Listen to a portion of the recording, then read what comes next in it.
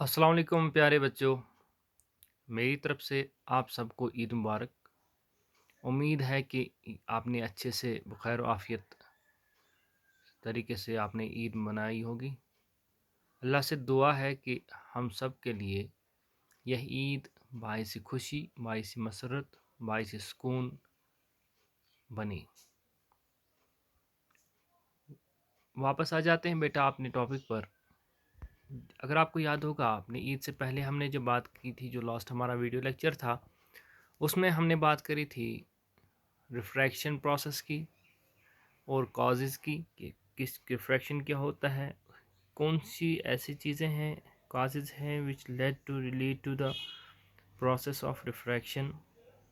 तो उसमें हमने कहा था कि refraction is simply the change in the path of light when it travels और when it moves from one medium to another medium. तो मीडियम हमने कहा था, medium is any that particular substance which allows the light to pass through it.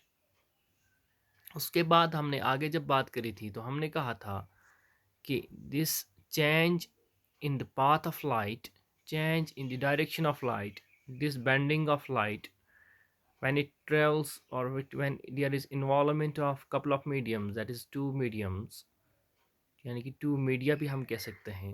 this only happens because due to certain reasons। One reason हमने कहा था, पहला reason हमने कहा था क्योंकि डिफरेंट मीडिया जो होते हैं, हर एक मीडिया की अपनी अपनी एक डेंसिटी होती है उन पार्टिकल्स ऑफ मैटर की। एक मीडियम जो होता है वो ज़्यादा डेंस होता है, उसकी डेंसिटी एक पर्टिकुलर टाइप की होती है।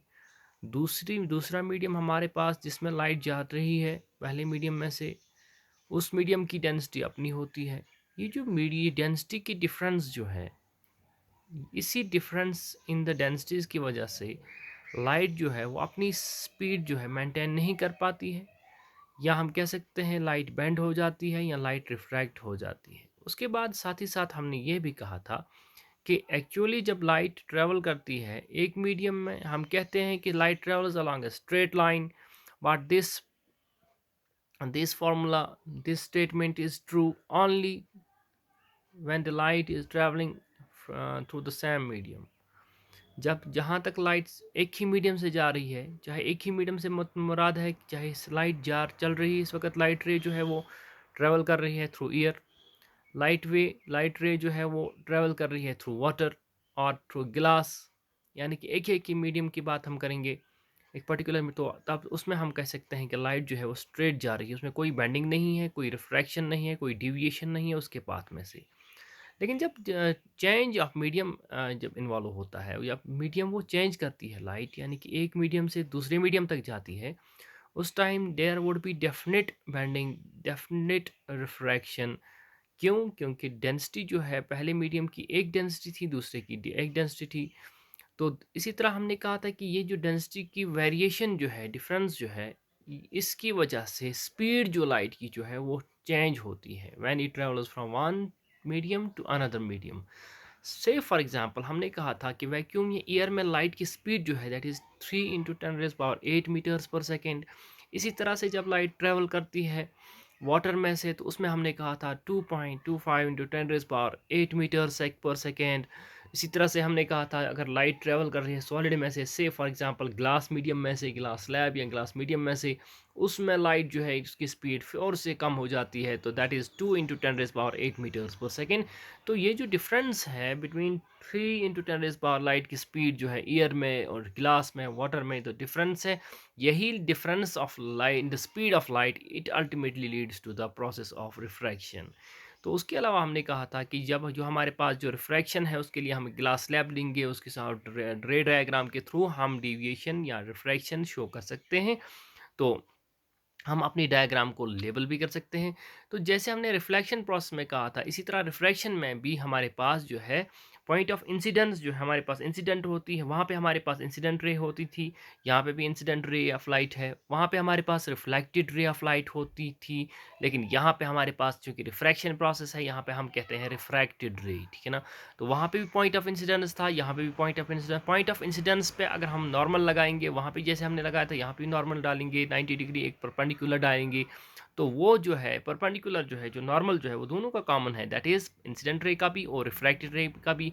तो इन दो के दरमियान एक एंगल, दो एंगल्स बनते हैं। पहला एंगल बनता है between incident ray and the refracted रे, sorry incident ray and the normal, and दूसरा एंगल जो बनता है that is between the refracted ray and the normal.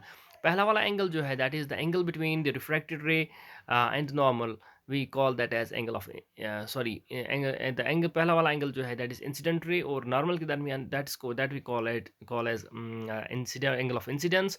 on the other hand जो दूसरा एंगल हमारे पास है, जो जिसकी फॉर्मेशन होती है between refracted ray and the normal, उस एंगल को हम कहते हैं एंगल ऑफ रिफ्रैक्शन।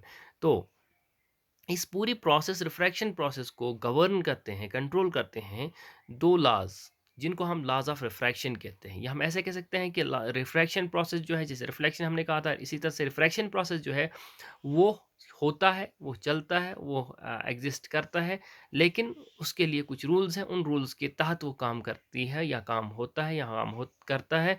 उन रूल्स को हम कहते हैं लॉज, यानी कि कवानीन है कुछ हमारे पास, जिनको फॉलो करता है, जिनको शो करता है, जिनको एक्सपेरिमेंटली प्रूव करता है हमारा process of refraction, sorry.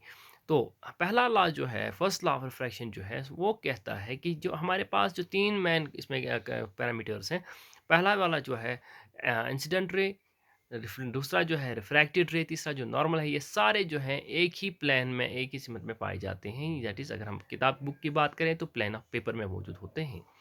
That is जहाँ हम यहाँ पे मेंशन किया है, according to first law of reflection, so refraction, the incident ray, the refracted ray and the normal all lie at the point of incidence, all lie in the same plane. दूसरा law की बात, जब दूसरी law की बात अगर हम करेंगे, दूसरी लॉ जो है, ये लॉ जो है, ये एक रिलेशनशिप देती है दो एंगल्स, जो हमारे पास एंगल ऑफ इंसिडेंस और एंगल ऑफ रिफ्रैक्शन जो बनते हैं यहाँ पर, उन दो एंगल्स के दरमियान एक रिलेशनशिप ये प्रूव कर देती है, या हम बताती है।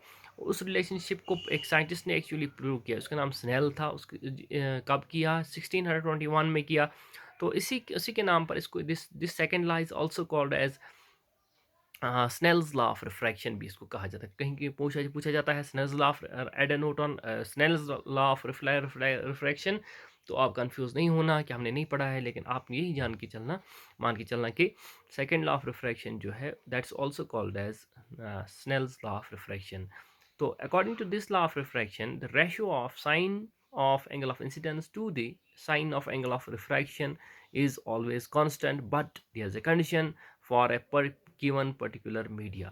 क्या मतलब है इसका? कि जो हमारे पास ये सेकंड लॉ कहती है, या स्नेल्स लॉ ऑफ रिफ्रैक्शन कहती है कि एंगल ऑफ इंसिडेंस का साइन, उस रेशियो, उनका दो एंगल्स का रेशियो, यानी कि कौन कौन से एंगल्स का, angle of sine of angle of incidence और sine value angle of refraction का जो वैल्यू है, इन दो वैल्यूज़ का जो रेशियो है वो हमेशा कांस्टेंट, यानी कि सेम रहता है, बराबर रहता है। लेकिन तब जब हमारे पास सिर्फ दो मीडियम इन्वॉल्व होते हैं, यानी कि फॉर एग्जांपल हमारे पास दो मीडियम से मुराद है एयर और गिलास, एयर और वाटर, वाटर और गिलास। दो मीडियम जो है, फॉर एग्जांपल एयर और गिलास हमारे पास है। इन दो मीडियम के जो एंगल, जब हम जो रिफ्रैक्शन होती है इन दो एंगल्स के दरमियान, इन दो मीडियम के मीडियाज के दरमियान, तो यहाँ पे जो साइन वैल्यू होगा ट्रिग्नोमेट्रिक टेबल से जो हम मिलेगा हमें, से for example angle of incidence हमारे पास 35 डिग्री है, एंगल ऑफ रिफ्रैक्शन हमारे पास 37 डिग्री है। हम अपने ट्रिग्नोमेट्रिक टेबल में से चेक करेंगे कि एंगल साइन जो है, एंगल 35 डिग्री का साइन वैल्यू कितना है और एंगल 37 डिग्री का साइन वैल्यू कितना है, उनका हम रेशियो निकालेंगे। वो रेशियो जो निकलेगा वो हमारे कांस्टेंट होगा किसके दरमियान, अगर हम बात करेंगे दो मीडियम की तरफ, क्योंकि हमने बात की फॉर एग्जांपल एयर और गिलास के दरमियान। तो यही हमारे पास है कि ये इस कांस्टेंट को एक और नाम भी दिया जाता है, दैट इज़ रिफ्रैक्टिव इंडेक्स, जिसके बारे में हम आगे भी बात करेंगे। आज के लिए काफ़ी है। फ़ी अमानिल्लाह।